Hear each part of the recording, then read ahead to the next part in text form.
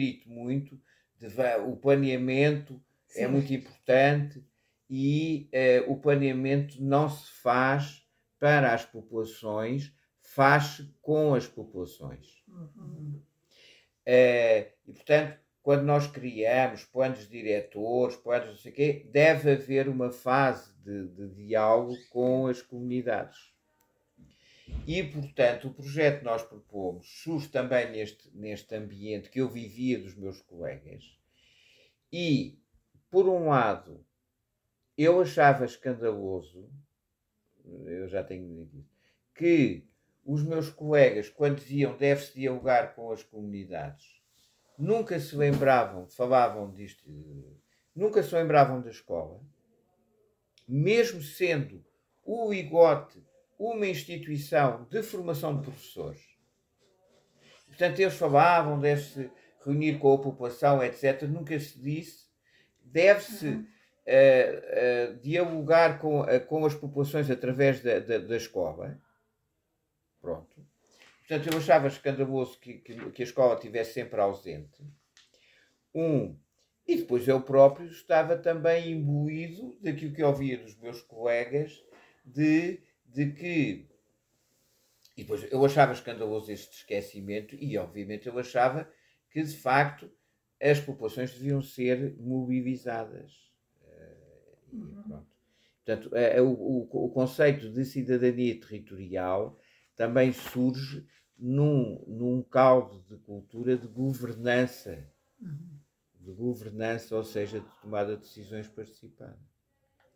Seria aquilo que nós chamamos de cidadania crítica? Eu penso que é claro que tem a ver com cidadania crítica, se bem que eu acho que o conceito de cidadania crítica tem a ver com uma tradição muito importante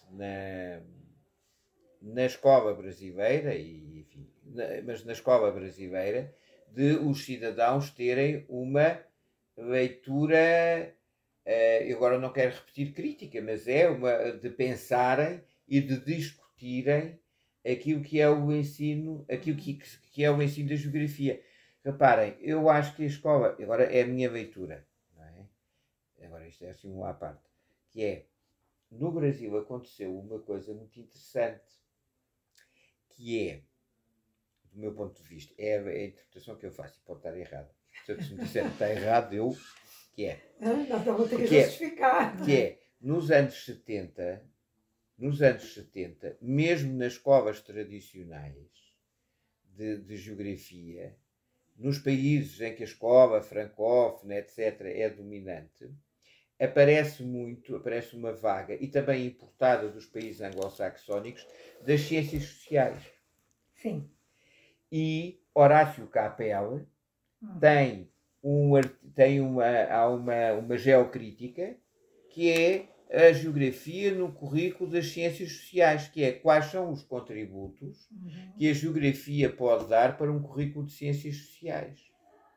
Portanto, nos anos 70, está muito na moda discutir, e em Portugal, antes do 25 de Abril, aparece propostas de ciências sociais, isso eu abordo na minha primeira tese, de ciências sociais, que depois são introduzidas a título experimental ali, a seguir ao 25 de Abril. Portanto, em Portugal também se faz sentir esta tendência de introduzir o estudo de ciências sociais.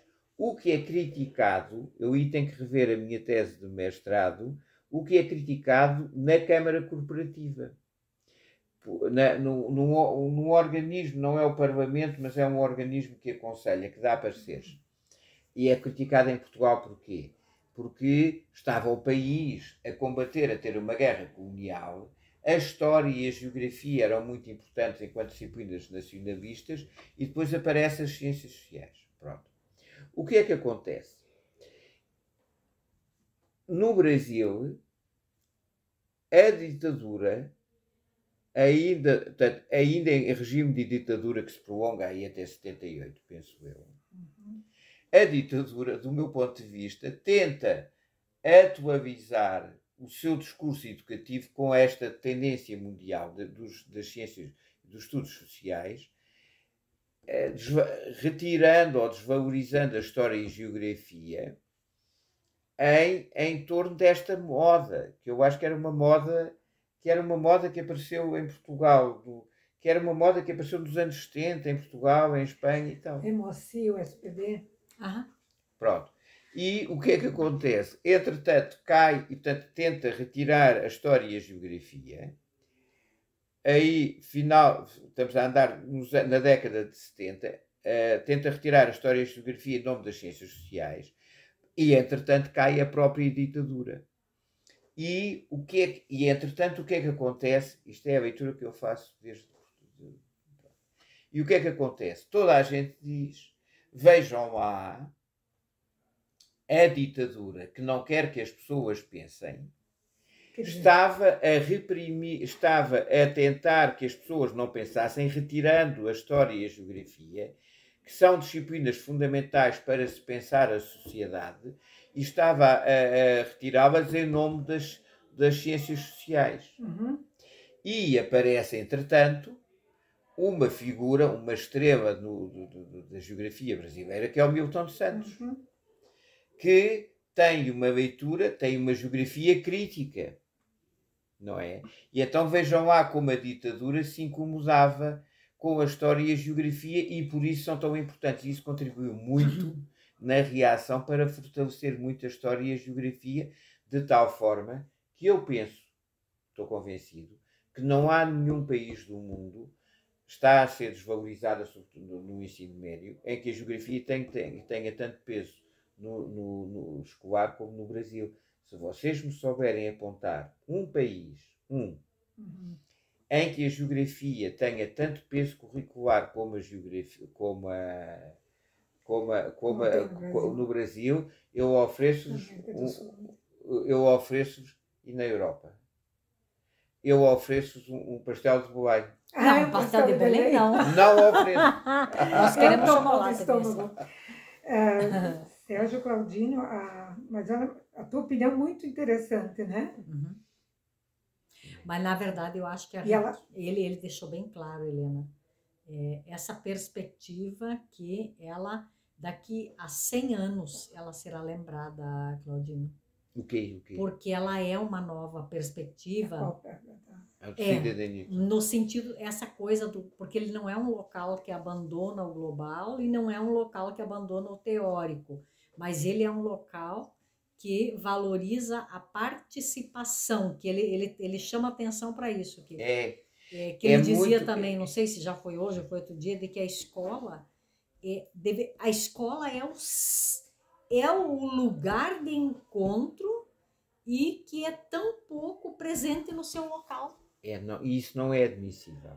Ou seja, o que nós temos que dizer é que não é admissível que a escola, por exemplo, viva nos seus muros, e isso acontece muito, aliada da comunidade. E isso para mim é particularmente chocante quando nós vamos em todo o lado, mas pronto.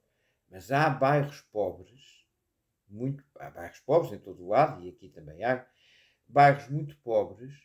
Como é que é possível, particularmente em áreas mais desfavorecidas, como é que é possível existir uma escola que tem instalações, que tem equipamentos, são, como dizia aqui um colega meu, dos equipamentos mais qualificados de uma comunidade.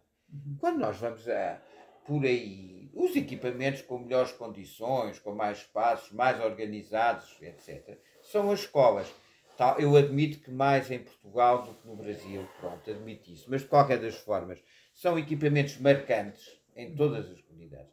Como é que é possível que estes equipamentos não sirvam, né, que não sirvam ou não são utilizados, não sejam utilizados, que estes espaços que têm professores com formação universitária ou formação do ensino superior, que têm jovens que estão a aprender a ser pessoas, não se envolvam nos problemas da comunidade. E eu acho que tem que haver um sentimento de indignação de dizer isto não pode ser.